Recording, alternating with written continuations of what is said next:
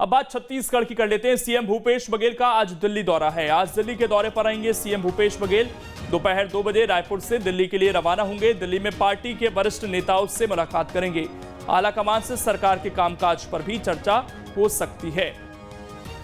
मुख्यमंत्री भूपेश बघेल आज दिल्ली दौरे पर हैं और यहां पर पार्टी के वरिष्ठ नेताओं के साथ मुलाकात करेंगे। तमाम फेरबदल, संगठन, सरकार के बीच मजबूती और जो निगम मंडलों में अभी कुछ नियुक्तियां रहती हैं उन पर चर्चा, ये तमाम चीज़ें हैं जो आज मुख्य बिंदु रह सकती हैं, जिन पर चर्चा हो सकती है आज आला कमान के साथ।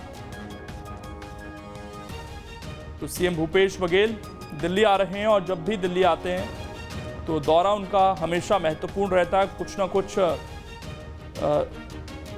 जो जानकारियां हैं छत्तीसगढ़ की वो साझा करते हैं वो आला कमान के सामने।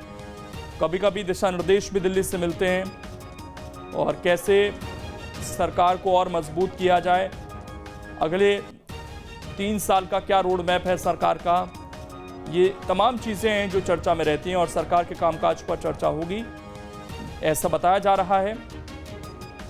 अब दिल्ली में कौन कौन से नेताओं से मुलाकात वो करते हैं देखने वाली बात होगी। कई बार सरकार के जो नुमाइंदे रहते हैं केंद्र सरकार के, उनसे भी मुलाकात करते हैं भूपेश बघेल और जो छत्तीसगढ़ की योजनाएं हैं उनका भी जिक्र करते हैं। आदित्य नामदेव इस वक्त हमारे साथ जुड़ गए हैं ज़्यादा जानकारी के साथ।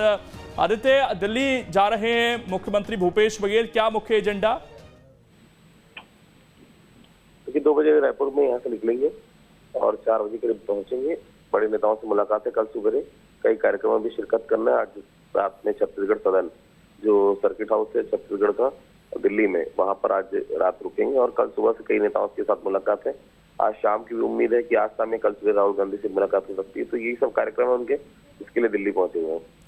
आप बने रहिएगा आदित्य, आपके पास वापस लौटेंगे तो कई बड़े नेताओं के साथ मुलाकात कर सकते हैं, सरकार के कामकाज को लेकर भी और चर्चा हो सकती है। इस बीच रायपुर से एक बड़ी खबर आपको बता दें, छत्तीसगढ़ में सीएम के 2.5 साल के फॉर्मूले पर सिंहदेव बोले हैं। इस मामले पर मेरे होठ सिले हुए हैं, 1 जनवरी से मेरे होठ सिले हुए हैं। फिलहाल मामला कांग्रेस आला कमान के पास है, ये टीएस सिंहदेव ने कहा है, यानी कि उन्होंने इनकार नहीं किया किसी भी चीज से। ये बड़ी बात है।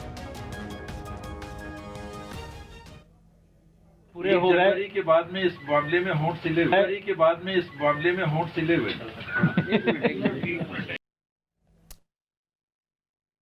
पूरे हो गए के बाद में इस मामले में होंठ सिले हुए के बाद में इस मामले में होंठ सिले हुए। और हमारे सहयोगी आदित्य नामदेव लगातार हमारे साथ बने हुए हैं। आदित्य, एक तरफ दिल्ली में आज मुख्यमंत्री की बड़े नेताओं से मुलाकात है और दूसरी तरफ टीएस सिंहदेव का ये बयान, इन दोनों को जोड़कर देखा जा सकता है क्योंकि टीएस सिंहदेव ने इस चीज़ को खारिज नहीं किया है कि वो मुख्यमंत्री बनने की रेस में नहीं है। उन्होंने कहा कि मैं शांत हूं, आलाकमान फैसला लेगा। बिल्कुल, देखिए होना भी यही चाहिए क्योंकि अगर 2.5 साल का फॉर्मूला है तो केंद्र को उनके जो आला नेतृत्व है उसको डिसाइड करने दीजिए।